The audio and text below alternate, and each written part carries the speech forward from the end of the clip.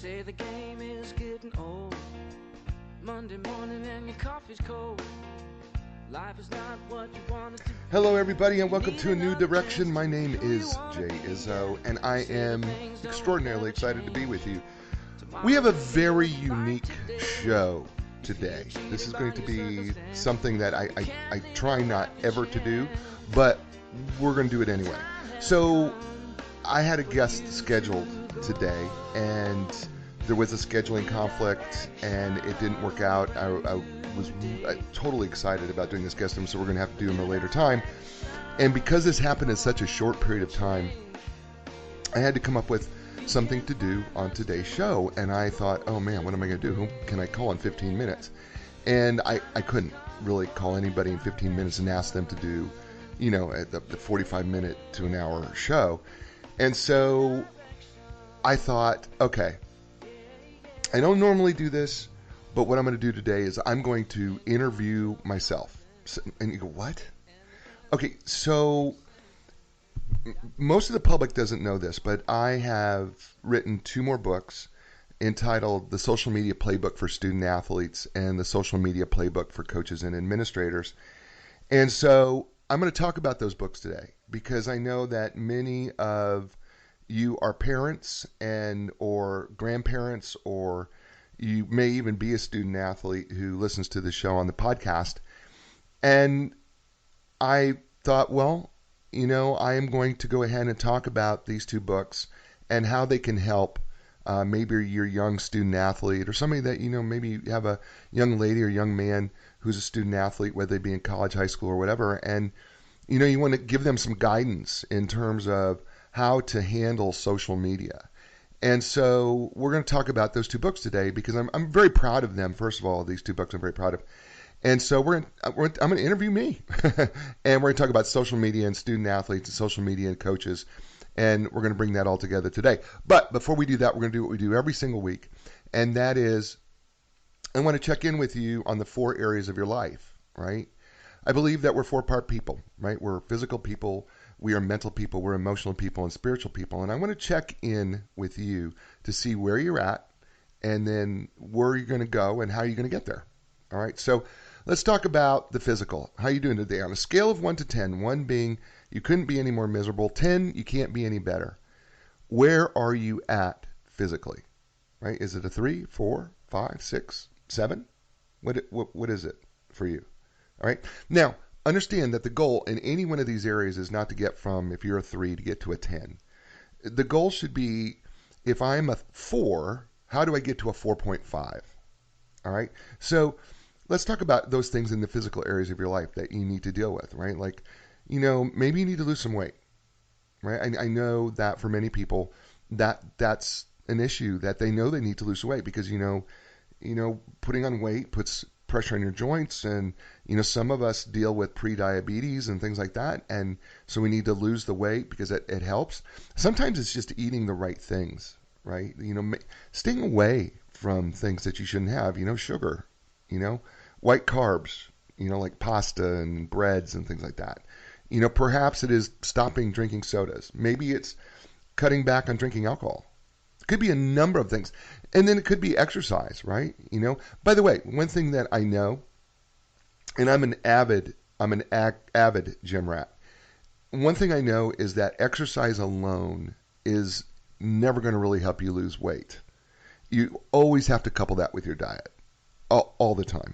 If you don't make changes in your diet and you just work out, you will never be as fit and as healthy as you could be. So in that physical scale, right, it is a combination of doing the right things, and it's a combination of exercise, but it's a combination of eating right, right? So what do you need to change right now? If you're a 4, what do you need to change right now to get yourself to 4.5 where you're feeling better?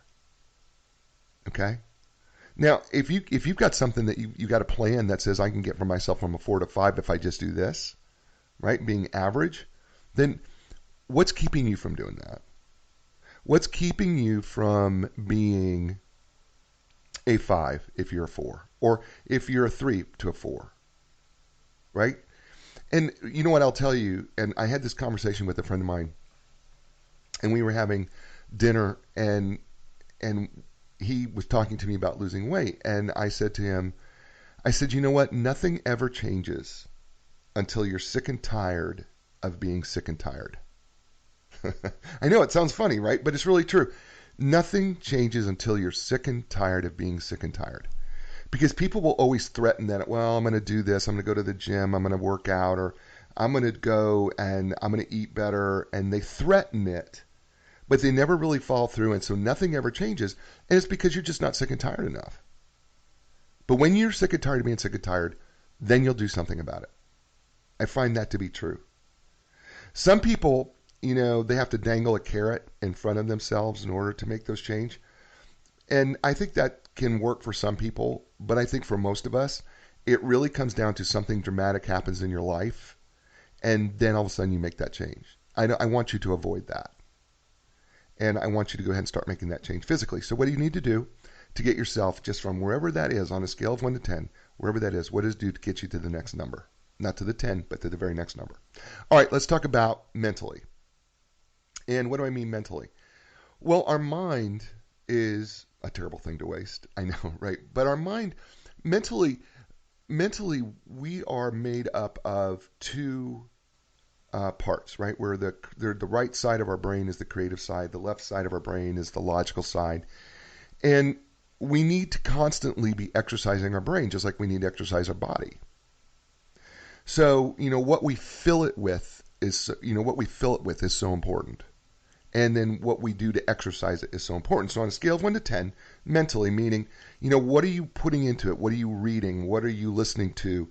What are you doing creatively? Like maybe you're taking and learning a new instrument. Maybe you're learning a new language. Maybe you're learning to knit, or maybe you're learning to cook, or you're expanding your knowledge of, how to do math, or maybe do statistics, or whatever it is. What are you doing to expand your mind on both sides of your brain? On a scale of 1 to 10, 1 being miserable, 10 being awesome, where are you in that scale mentally? All right, you got it? And then what can you do right now to change whatever that number is, to change to the next number? Good. All right, let's go to emotionally. What I mean, on a scale of 1 to 10, where are you at emotionally? 1 being miserable, 10 being great. Where are you at emotionally? Emotionally, I mean, how well are you able to be in control of your emotions? I mean, right now we're in the middle of a crazy holiday season. And I am seeing it more and more where people are so impatient because they're rushing from here to there. And, you would think at a time of year when we're supposed to be goodwill towards men, it's actually, I have seen probably more hand gestures and more impatience, or people cutting people off or hurrying to get someplace fast. And emotionally, I get the point that the people are losing emotional control.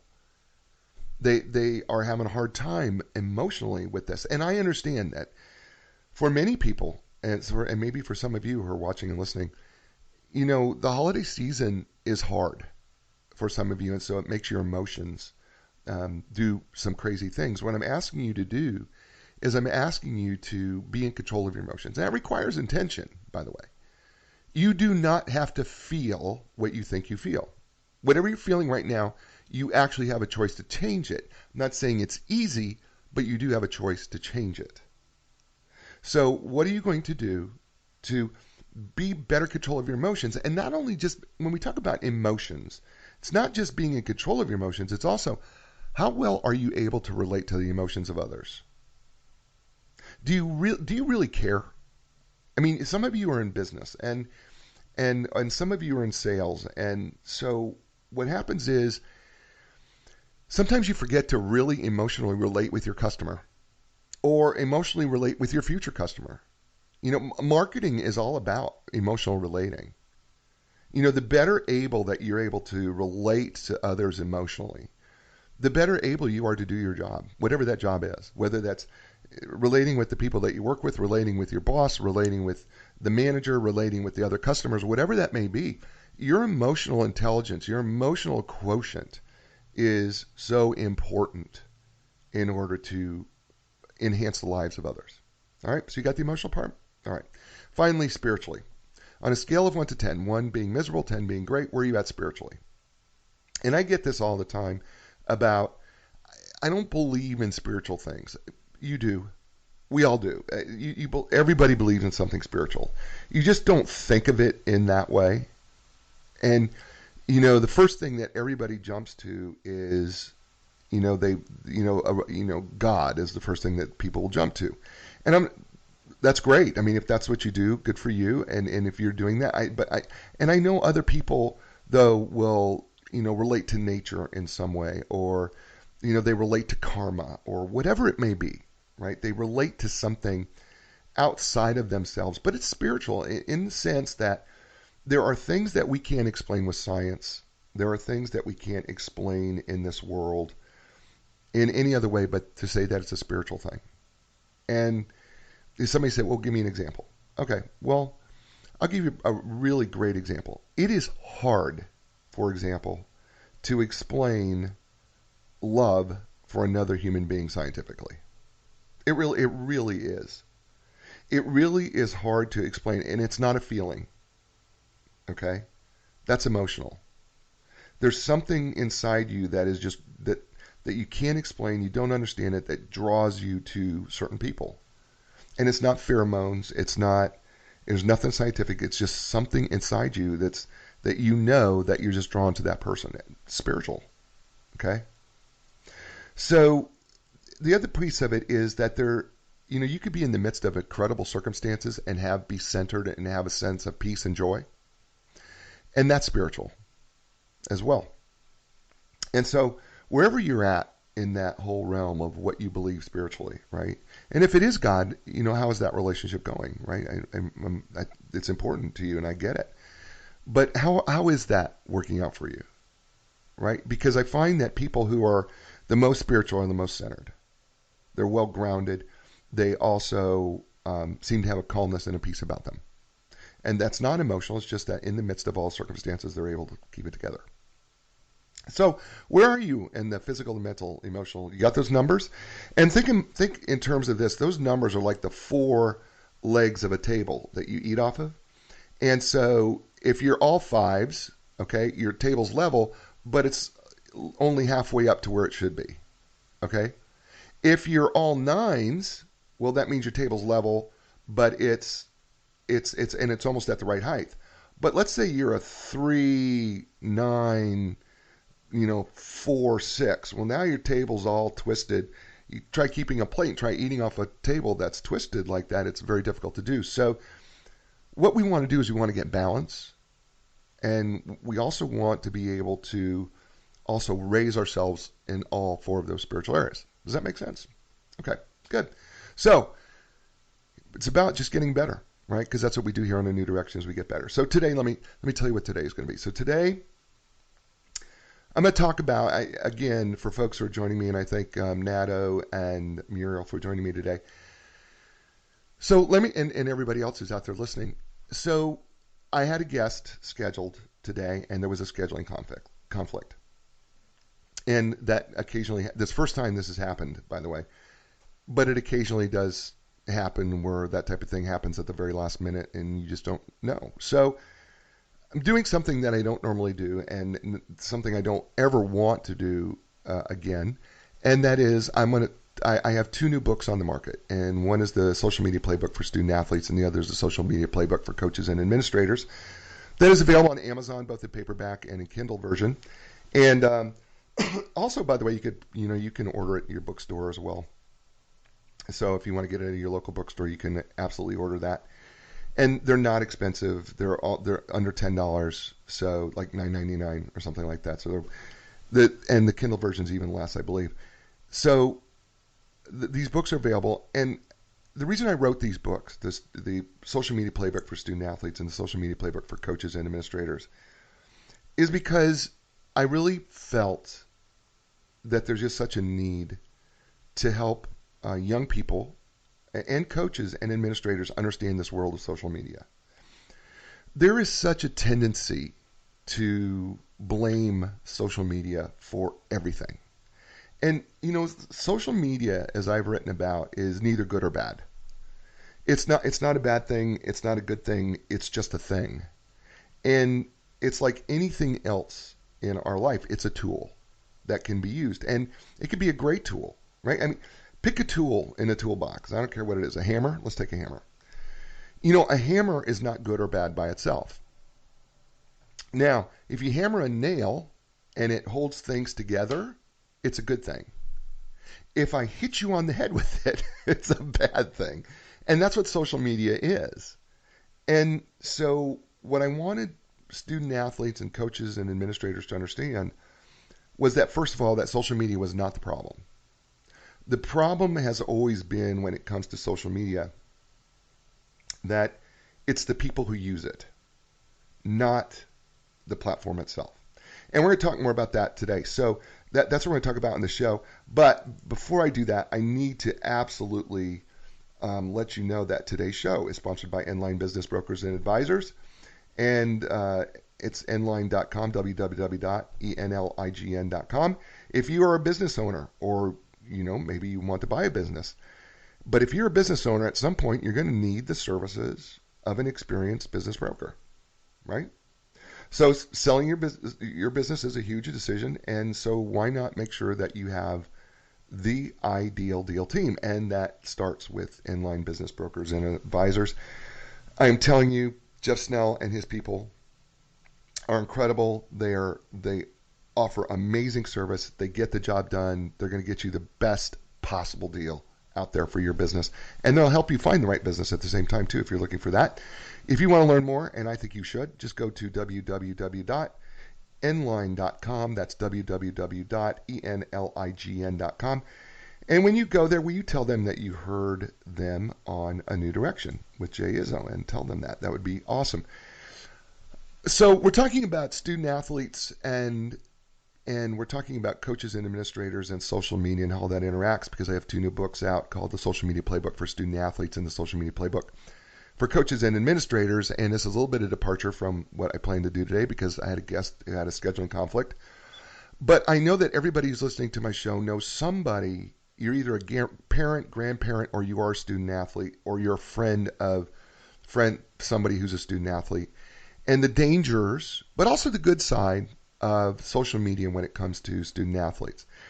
One of the things when it comes to student athletes is that, they're put in a very awkward position. These are 18 to 20-somethings typically, early 20-somethings, that make up one of the smallest percentage of an entire university or college, and yet they are focused more than any other people in the college. Nobody talks about an English major and their Facebook page. Okay? Nobody ever does. But have a football player say something on Twitter and it makes national headlines. Right? Nobody cares what the math major does on Instagram. But have a female soccer player say the wrong thing on Instagram, it becomes major headlines. And when we think about it that way, it can seem like it's an unfair world, and it probably is. In reality, it's not fair, but the world's not fair. The fact of the matter is, when we put ourselves into that realm of being a student athlete, the truth is, you become a target, and especially for news media. News media wants to target, and by the way, they rarely target the student athlete. Have you ever noticed this? They rarely target the student athlete for something good that they did. It's very rare that you'll find that when a student athlete, tweets out that they just gave blood for the Red Cross, and I think people should do that it doesn't make national news. But say that an athlete puts a mustache on a Red Cross van and tweets it, the picture of it, now it's national headlines, right? Because we are so always drawn to the negative than we are to the positive. And we've set that up in our society for whatever reason. We are always more drawn to wanting to see the negative of somebody. And so many people, and by the way, this is true if you're in business too, right? I mean, this, people, if you're in upper level management or you're in sales or something like that, you do one thing wrong and it becomes public. They're going to make it public. They're going to bash you. They're going to throw stones at you. They're going to tell you what kind of a horrible person you are. because you're the business person, you're the manager, you're the boss, you're the CEO, you're the person who's in the limelight. So they're going to talk everything negative. You could do 150 things right. You make one mistake, and it becomes national headlines. And this is true of the student athlete. And it's not right. Right? And social media, and like I said, social media is not good or bad, but the fact of the matter is it's a public forum. So whether that be Facebook or Instagram or Twitter, it's public. And I'm not going to talk much about Snapchat. And the reason why I'm not going to talk much about Snapchat, because let's be honest, folks, it's on its way out. If we're being honest, unless they do something dramatically to change it, it's basically becoming a penny stock, because they've lost so many billions of dollars at this point that I'm not going to reference it at all, because there's no reason to. And besides that, Instagram does Snapchat better than Snapchat does Snapchat. But one of the issues that happens is when we ever do something negative, there's something that psychology we call Schadenfreude. Okay, so what's Schadenfreude? Schadenfreude is a psychological term when we take pleasure in other people's pain. So whenever somebody famous or relatively famous, and that could be somebody who is a student athlete or a coach or an administrator or a manager or a boss, whoever, whenever, even though they do all these things right, if they do one thing wrong, people want to pile on because they want to just show how horrible this person is. Now, it's one mistake. Okay? They make one mistake, and the way our society is now designed, that one mistake entitles you to almost a death penalty, right? You have no value, right? And I believe, by the way, I believe that's completely wrong. I believe that we need to be forgiving. I believe that we need to be gracious. I believe that we need to be merciful, because I just don't believe that there are perfect people.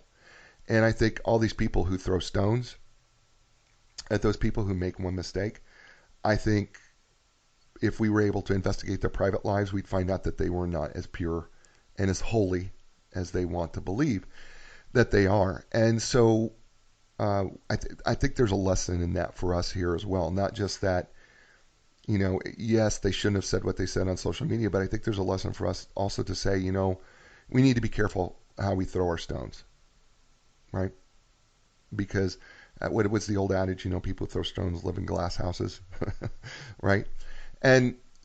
But I think we need to be careful. But I think also it's incumbent that student athletes and young people understand that when it comes to social media, it's not a separate life from who you are.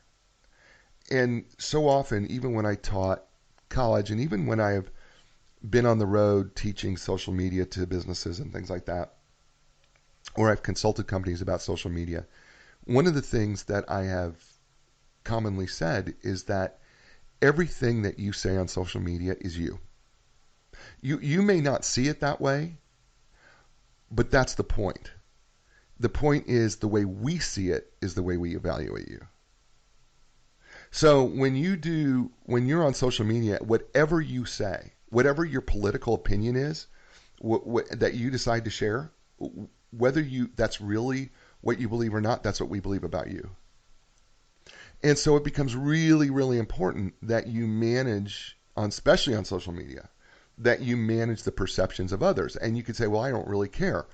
Well, you may not care about what you say on social media, but the person who manages or owns the company does, because you represent the company. And so for student athletes, you represent the college or the university. So everything that you, or the high school even, right? Every single thing that you say on social media doesn't come from you once you are a student athlete. Everything you say is a representative of the school. You are no longer your own person. When you become an athlete, and by the way, this goes for professional athletes as well. When you become an athlete on any level and then you use social media, every single thing you say is a representative of whoever you play for. And so I understand you get upset because you want to separate the two lives of social media from your real life. But the truth is, for us who read it, we don't separate it. You are what you post. That's really true. And then I know that so many people get upset and they go, well, I've got freedom of speech, right? I have freedom of speech on social media. I could say whatever I want to say. You know what? Right. And here's what I say to that. You are absolutely right. You have freedom of speech, but you do not have freedom of consequences. See, people don't understand that freedom of speech does not free you from any consequences. Right? And so whenever, this young person starts tweeting or starts, getting on Instagram and starts posting whatever pictures or whatever, they don't understand that, and I want them to understand, and I want you to understand that you have absolutely every right to post whatever you want to post. But you understand that that's going to come with consequences. And by the way, consequences come in two ways, okay? There's negative consequences and positive consequences. And we very rarely talk about positive consequences when it comes to social media, but there are positive consequences when it comes to social media. Okay, we focus so much on the negative consequences. I don't think we really have to talk about that much because we all know you say something stupid, you're going to get hammered by, hundreds, maybe thousands of people, maybe even 1 million people, right? I mean, anytime, our current president says something on Twitter, oh my gosh, it's, 1 million people are responding to it, right? And so, we understand there's consequences for it, but there's positive consequences. Right?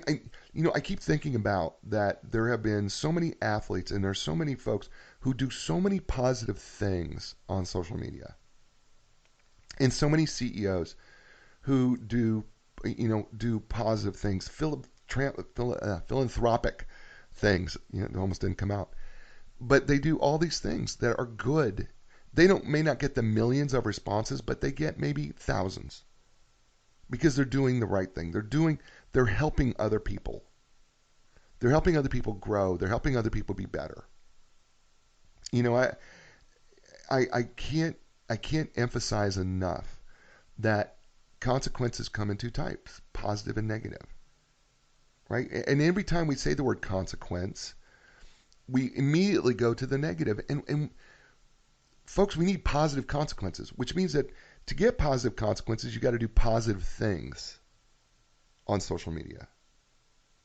That's how you do that. I mean, there are so many ways to talk positively on social media. And one of the things I talk about in the book, the Social Media Playbook for Student Athletes and the Social Media Playbook for Coaches and Administrators, one of the things I talk about in those books is, why not and I call them plays, but why not have plays that you can play offense at when it comes to social media, right? Because you could play social media offense, right? And how do you do that? Well, first of all, why don't you post things that would just be fun? Like, for many student athletes in this country, they do a lot of traveling. Listen, we're in the middle here of, getting ready for the football playoffs, and, there's the bowl games and everything's going on right now, and we're heading down towards the end of the NFL and basketball season starting, and we got hockey going on. And, a lot of these young people get to travel to places that many of us don't get to travel to.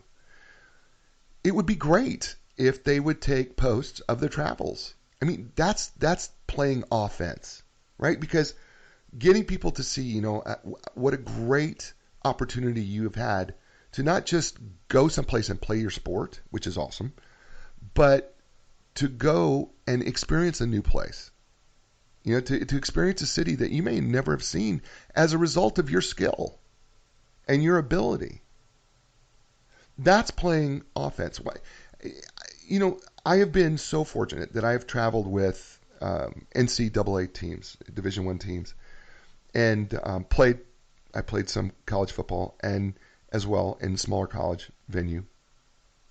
But I've been so fortunate to travel with a Division I school to different places. I've traveled completely across country. And excuse me. And I traveled to places I would have never traveled to had it not been for that opportunity. And we had so much fun being with the student athletes on the road, and I would do study halls and things on the road for them, and when I was doing what I was doing at that time. But I also got to learn how other people do what they do in my job in another place, and it was a very cool experience. And I also got to experience that city for a little bit, and that was a cool experience. And so when I talk about playing social media offense, it's about taking the experience that you are given and then putting it out there. I mean, why not do something fun with your teammates, right? I talk about this often. You know, what's it like, to on your downtime, right? With, when you're on the road, what's it like? What do you do, right?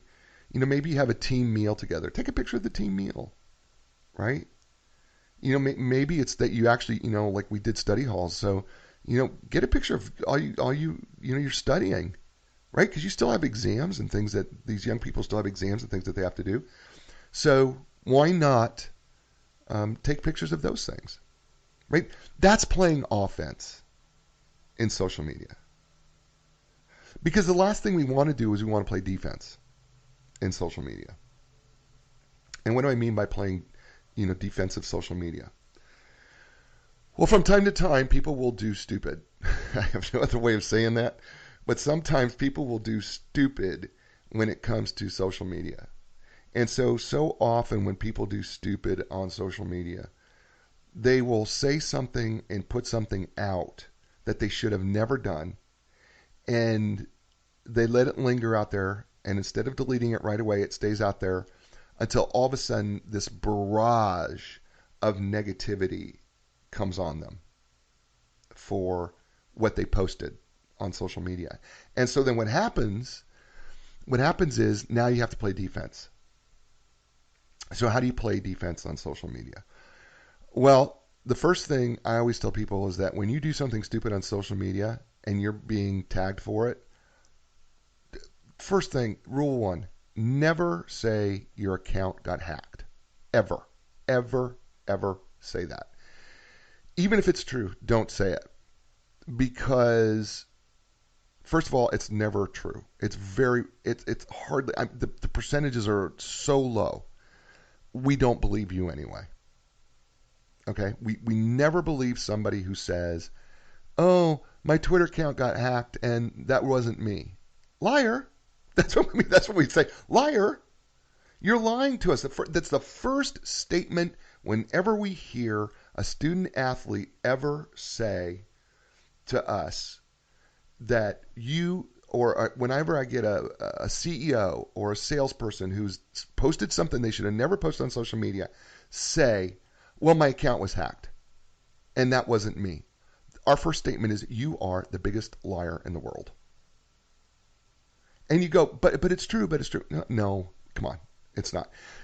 So that's number one. First of all, never do that. Number two, never blame an emotional state for your social media. Well, I was, this really bothered me and I was angry and I posted this out in anger. And no. So what you just told the rest of the world is that you have no emotional control. You can't control yourself. You're completely out of control, and that your thumbs on your phone that posted on social media you had no control over that because your emotions were too high. Do you know how ridiculous that looks to people? It's incredibly ridiculous. So never blame your emotions for your thumbs. Ever. Especially when you're posting to social media, because folks, we're not buying it. We're not. So to play defense on social media, the easiest thing to do, the first easiest thing to do is when you screw up and you've deleted your post, hopefully, right? And even though you delete it, it's going to be lingering out there, right? It's not going to go away. And you're having to deal with it because you're having to deal with the media. The first thing that you do is take responsibility for it. I know that sounds crazy, But the truth of the matter is, we respect someone who says, you know what, I posted this, I should not have. I have no idea why I even thought this was a good idea. And I clearly made a mistake, and I apologize to anyone that I've hurt as a result of this post, because I was completely wrong. How does that make you feel? I mean, how would that make you feel, listeners, if an athlete who posted something stupid on social media just came out and said, I was really wrong.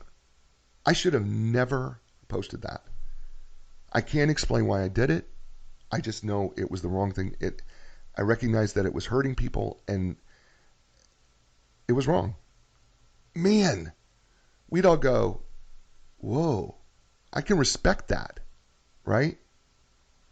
You can respect somebody who takes responsibility for what they do or what they say. But whenever we shift blame on my account was hacked, or my emotions were out of control, or I'm just protecting my family, or some other ridiculous statement that demonstrates that you have no control whatsoever, to just admit that you're wrong. It's such a simple thing to do. By the way, it's a great relational tool for you. For those of you who are in relationships, I just want to tell you, in general, stop making excuses for yourself. Stop making excuses that, well, this circumstance happened or that circumstance happened, and so therefore, I did this because of that. No. You screwed up. You messed it up. Right? To say that you're powerless is so wrong. It's an excuse. None of us are powerless. There's always something that we could have done. There's always something that we can be doing, whether this is in social media or something in life. Stop excusing your behavior or rationalizing your behavior because of someone else. You had a choice. You could have chose a different path. You could have chose to not say that. You didn't. You said it. You posted it. Take the responsibility for it. It's plain and simple. That's what you need to do.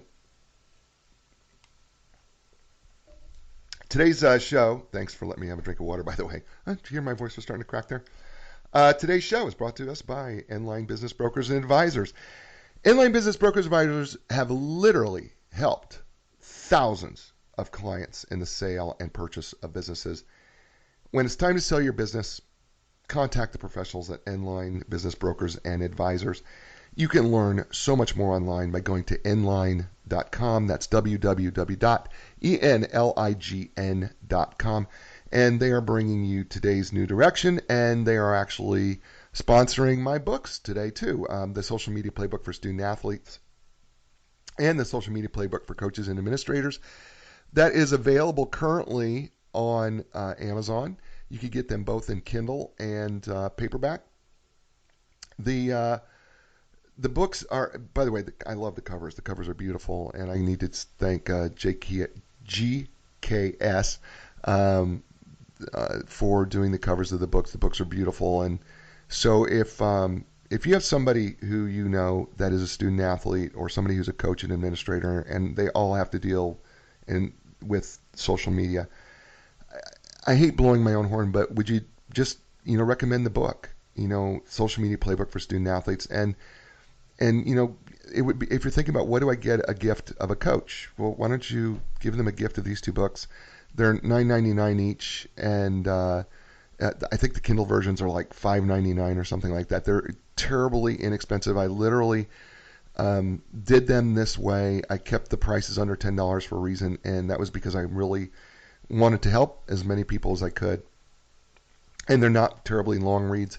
They're very easy and they're fun, and so look for the Social Media Playbook for Coaches and Administrators and the Social Media Playbook for Student Athletes on Amazon. And you can also get it at your bookstore. You just need to ask for it. Just tell them you'd like to I'd like to order a copy of the Social Media Playbook for Student Athletes and the Social Media Playbook for Coaches and Administrators, and they will certainly order that for you as well.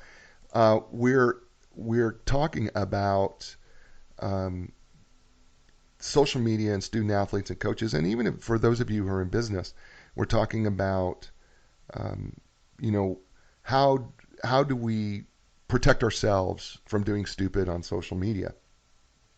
And by the way, I know I've got a lot of business people. I know Michelle, Tom, Dwayne, Trey, Muriel's all out there, and also Nato Ruiz is out there as well.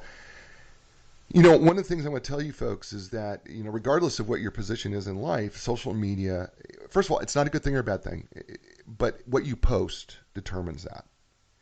And so, if you think that you're not famous now, just post something really stupid on social media and you can become immediately famous.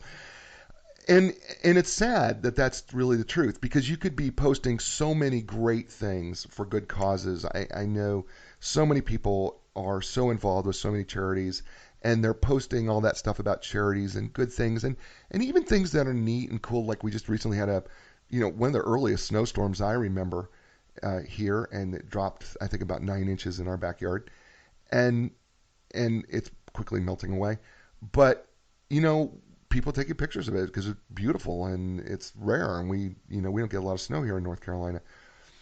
All those good things. Maybe they get just a few likes and maybe they get a few comments, but you post something negative, and I mean people pile on.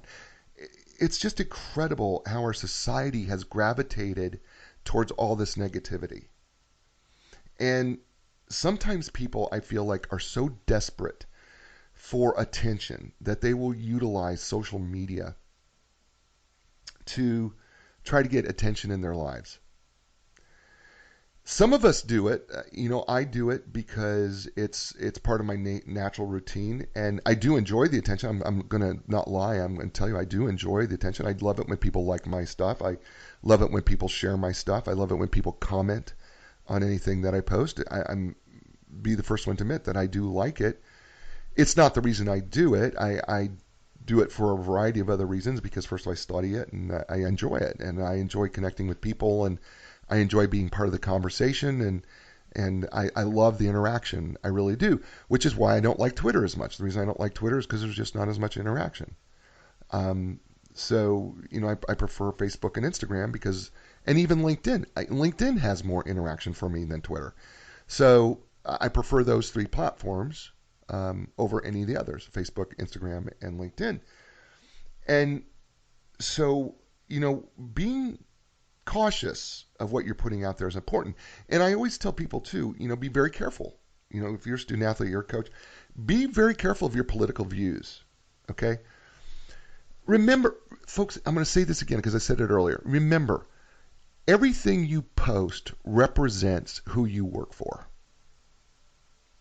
You cannot be a separate entity from where you work. I don't care how hard you try. The fact of the matter is, if you post something out there, everything you post represents who pays your check. If you're a student athlete, you have a scholarship, or you have, the ability to put on the suit and uniform, everything that you say on social media represents the school that you play for. People in business, in the business world, everything you say represents the business you work for. Everything. You say it's not fair. It may not be fair. It may not be fair, but it's a fact. Which is why you got to be so careful about even posting things about politics. And the reason why is, you may have your own political opinion, but that may not be the representative of the political opinion of the people who write your check. And not only that, if you're in business for yourself and you espouse political opinions, you've already eliminated 50% of the people who prospectively want to do business with you because of your political opinion. Why would you do that? Why would you eliminate prospective customers and clients to your business by espousing a political opinion that only 50% of the people agree with? It makes no sense to me. It's one thing to privately have them among your friends, but to put them out in public like that, and I don't care. I don't care what side of the aisle you're on. It doesn't matter to me. Right? I literally have set up in my Facebook page, there is this third-party program that you could get for free. By the way, you can look it up. That literally I could put in keywords into my Facebook feed, right? That I never see the post. If you have Republican, Democrat, if you have Trump, Obama, Hillary, Clinton, any political word in your post, any of it, I will never see the post. Because that's not what I go to social media for. So if you want to complain, I have president, vice president, and anything, every word that I could think of. And if another one comes up, I put it in there so I eliminate the post. So I never see it. Because that's not what I'm there for. I am there to keep up with my family and friends and enjoy their company and have a good experience. Right? The political discourse does nothing but create arguments and tension, which I am not on social media for. I am not on social media to hear everybody espouse their opinion on the political climate. I don't care. What I want to know is, what are you doing for Christmas? What are you enjoying? What are your trips? What are your travels? What's new going on in your life? Right? That's what I'm there for, to interact with. Right? That's what I'm there for, to be encouraged, not to be discouraged. And so when you're in business, or you're a student athlete, or you're a coach, you have to be so careful of your politics, because it really can become a problem, because we all know how we feel about political discourse in this country right now. It is incredibly tension driven. And by the way, if you're an older person who takes a political opinion on social media and you decide to be very, very staunch about whatever political side you're on, you do realize, if you have children, that you're really putting your children in a bad position, right? Right? You do, right? You understand that.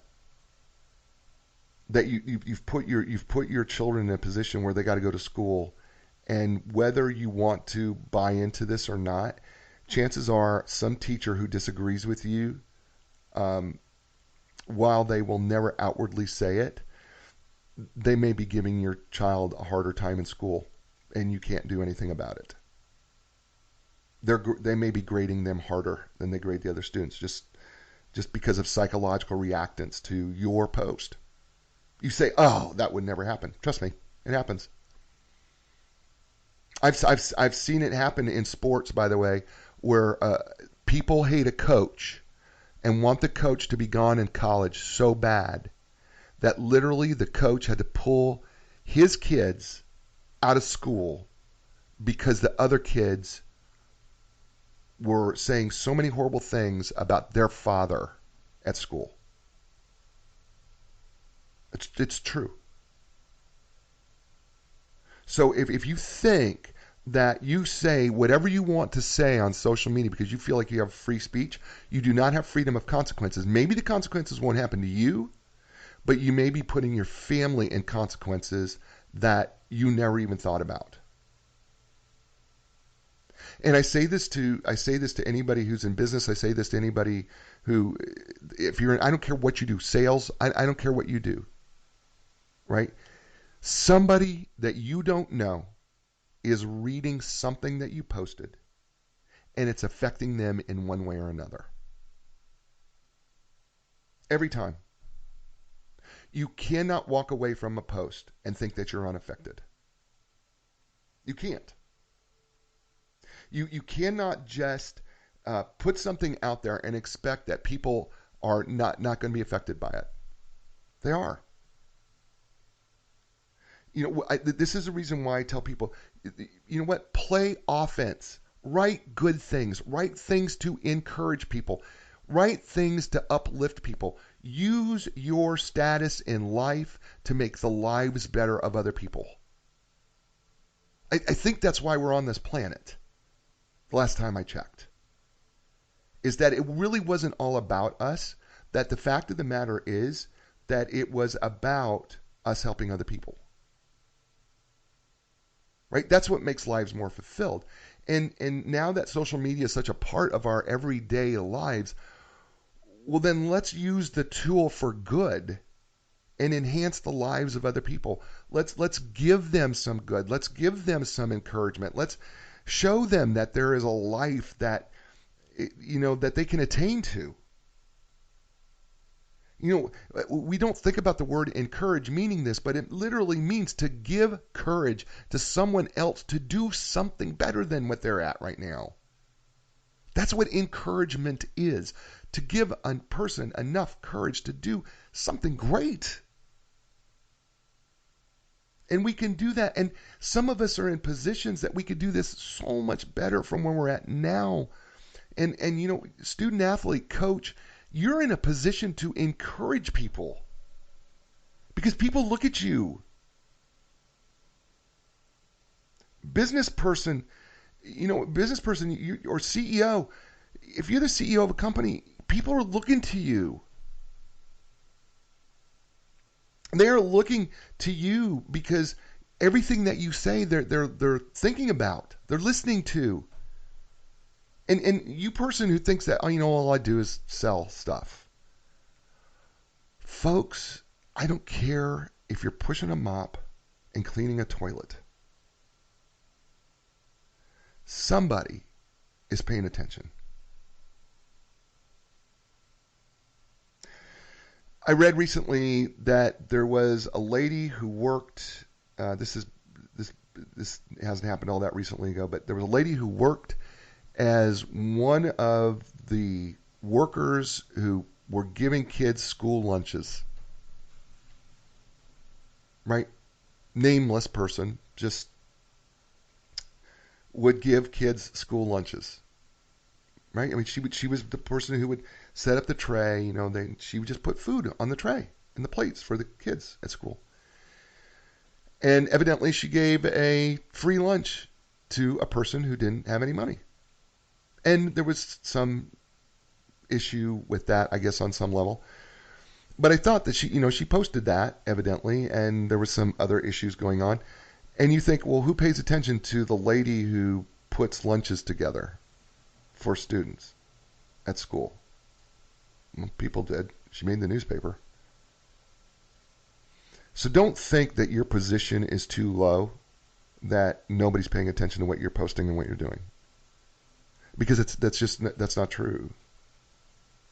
We all are paying attention, right? You pay attention. You think about the social media usage. You are paying attention to things that you would normally not pay attention to because of social media. Matter of fact, I know you do because I had this conversation with a lady, and she said, "Why do people post things about their ham sandwich or take pictures of their food?" And I said, it's because you're paying attention to complain about it. Because I've said, listen, if it really didn't matter, you wouldn't have paid attention and brought it up. But there were probably thousands of posts that you don't remember, but you remember the food posts that you didn't like. Why? Because it moved you emotionally. And so you're paying attention to the things that you don't like, which means that you're paying attention. Even if it's to irritate you, right? But it's a sandwich, or it's a plate of salmon or whatever it is, right? It's broccoli spears. I don't know what it is, but the fact is you're paying attention because you're complaining about it. So you are paying attention to it, which just makes it all the more funny. Which is why everything that we post out there does have some sort of an impact. You're not thinking about it that way. You're not even considering that can happen, but it really is true that we do that because it's impactful. So why not do things that impact people in a positive way on social media? It's not that hard, but it is intentional, right? I mean, you have to be very intentional about everything that you post. This is why I tell coaches and athletes when it comes to, and in business people, before you post, I have a really simple acronym. Take 30 seconds for the win, W-I-N. And what do I mean by taking 30 seconds for the win before you post? Let's say you're on your favorite social media platform and you start typing in on your phone, right? You're typing in your phone and you're doing your thing. And you're about ready to hit post, or you're about ready to hit post or the arrow to hit send or whatever. Before you do that, take 30 seconds. What we find is if people will wait 30 seconds before they post anything right away, first of all, they have a likelihood of editing the post or not posting it. There's a higher likelihood. So it's just 30 seconds. Just 30 seconds of holding that thumb from posting. Okay, 30 seconds. And what I want you to do in that 30 seconds is, and it's win, W-I-N. All right, the W stands for, what would your grandmother think of your post? Right? What would your grandmother think of your post? I mean, before you hit send, what would she think? Would she think this is okay, post? Would she be proud of you for doing it? Would she say that respects the family? Would she say that, yep, that's my little girl, or that's my little boy? That's my grandson. That's my granddaughter. Oh, isn't that nice? Right? I know it sounds silly, but you know what, folks? I'm being really honest when I say to you that something as simple as thinking about anything that you post before, what would my grandmother think? Might keep you from posting it. All right, number 2, the I. So you got W, what would my grandmother, I. And that's intentionality. Being intentional. Do I really intend to say what I'm saying here? Have I been intentional that I am absolutely fully aware of every word that I have put down here? Have I intentionally said everything I need to say? That's the I. Right? No excuses, no, I wasn't thinking before I was thumbing. Thumbing on the phone. I wasn't thinking before I was thumbing. No, I was intentional. Okay? And then the N in the end, W, so W, what would your grandmother think? I, intentionality, being intentional about what's right. And then the N, does this need to be posted now? Need. So is this needed? Do I need to post this now? Do I need to post it at all? Do I even need to do this? If you take that 30 seconds and you go through W-I-N, what would my grandmother think? Intentionality and need. Does this need to be posted now? If you went through all those things, I promise you that you would not post anything stupid. If you do, then you're being intentional about doing it, which means that you deserve everything that you got. If it's negative, right? Because then there is no one else to blame but yourself for doing that. So 30 seconds for the win. And that's my little acronym for helping people to get through it, because it really makes things. It will keep you from doing stupid out there. It really will, and it will help you. And so I want us all to think about that, and because you have to understand that, folks. It gets to be, we just don't think, because we're behind a phone or a laptop or a tablet or whatever we're using.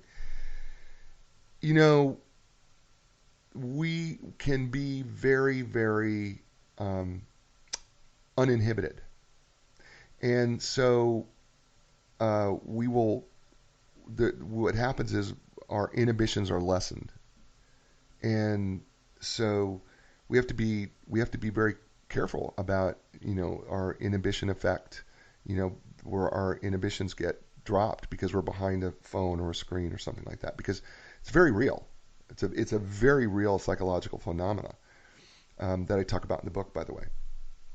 about how being behind a phone or a tablet or a screen can lower our inhibitions, and then the next thing you know, you're saying things that you shouldn't have said.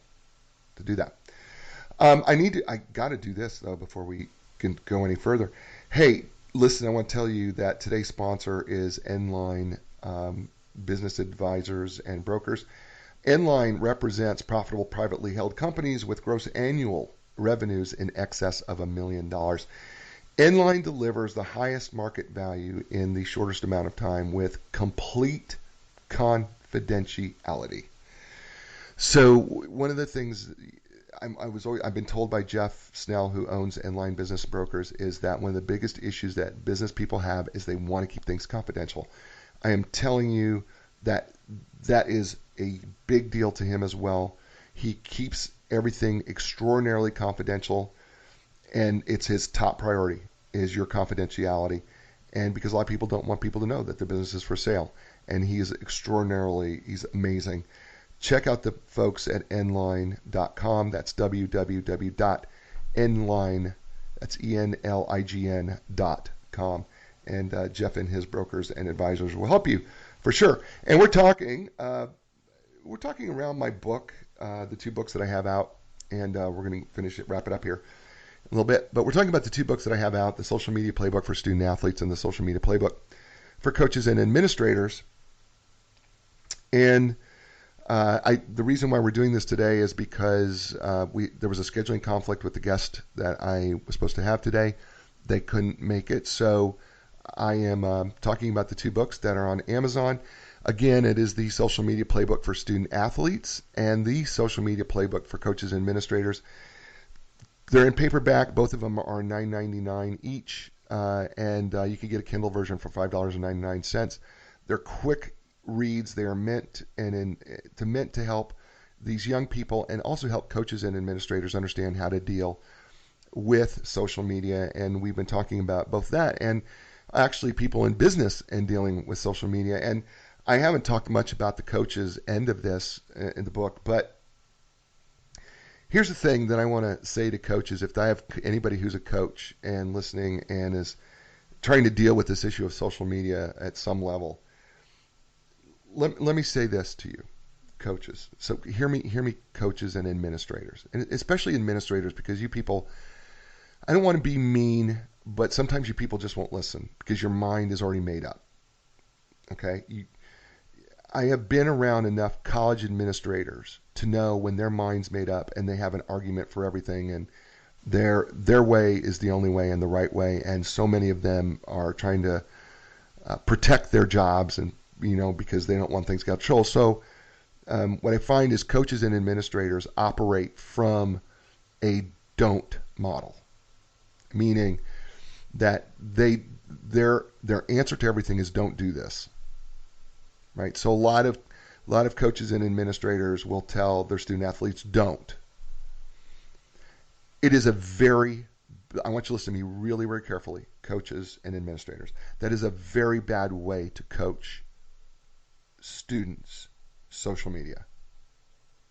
It's a horrible way. It is like a parent saying to a young woman or young man, I do not want you dating him or her. Don't date him or her. What you do is when you do that, the psychological reactance means that, and psychological reactance works this way. Whenever we feel our freedom threatened, we will do the very thing that you don't want us to do.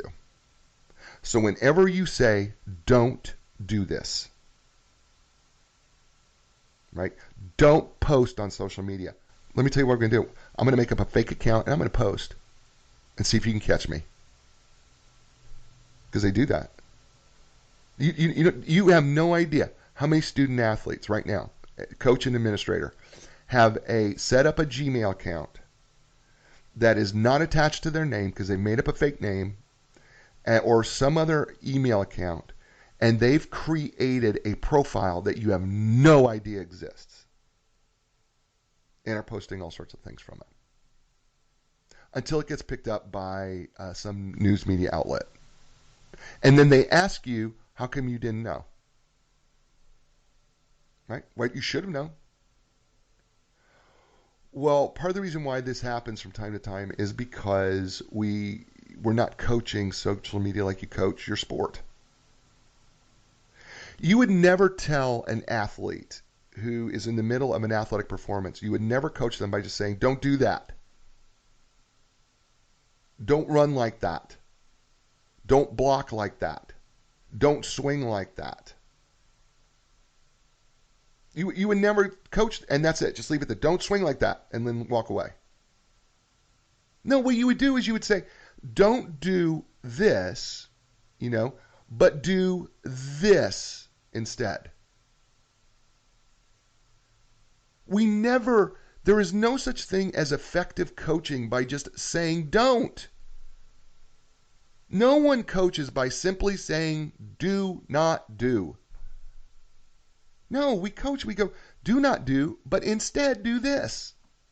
And I'm not blaming you administrators and coaches for this. It's because you don't understand social media and how to get the best out of it. See what happens is when you start shutting off all the social media pieces as a coach or an administrator, when you start doing that, you're actually hurting your student athlete's future.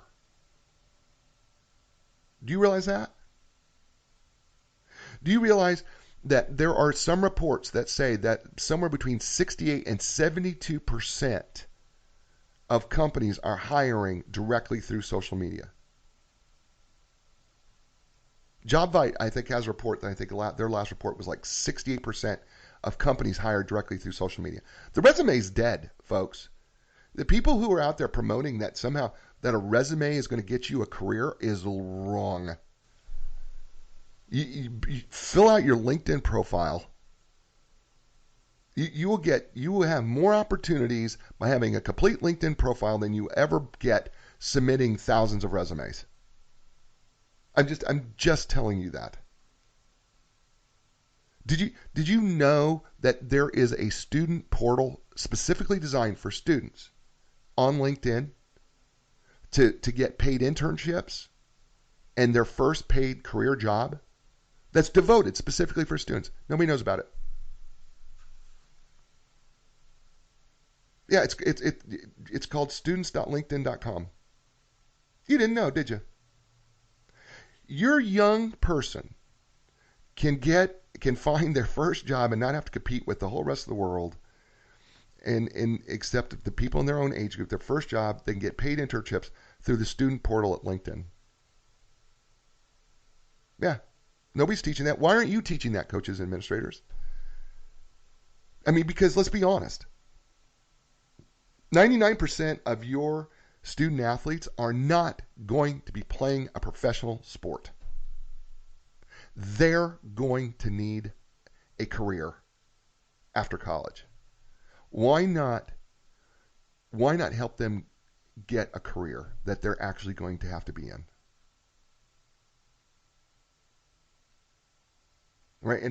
And I get it, you're trying to simplify it down, but you actually could be helping more young people by helping them understand how to build a career after college, a professional career after college, by utilizing social media in the right way. Parents, I'm saying the same thing to you too. Grandparents, help your grandchildren. Help your kids help their grandchildren, your grandchildren. Right? If they're doing social media in the right way, they can be setting themselves up in such a good way to get their next career job.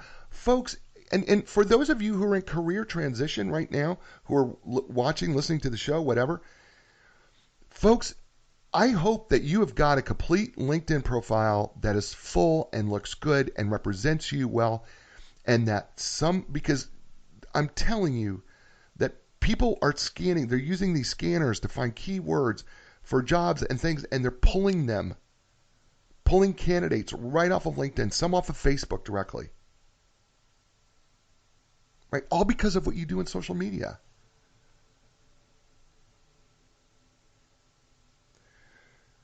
Folks, we've hired, my wife owns a real estate company, the lovely and talented Linda Craft, you could go to www.lindacraft.com. That's LANDACRAFT.com. Cheap plug. We literally have, I don't remember how many people we hired directly from LinkedIn. Put an ad on LinkedIn. That was the only thing we did. People came, we hired from LinkedIn. Bingo. Yeah, proof in the pudding. Hired from LinkedIn. Yep, next time we're going to hire from Facebook because there's a bigger candidate pool. It's the next step. Yeah. Right? It's real easy because, if I hire from a social media platform, I get to see more about you.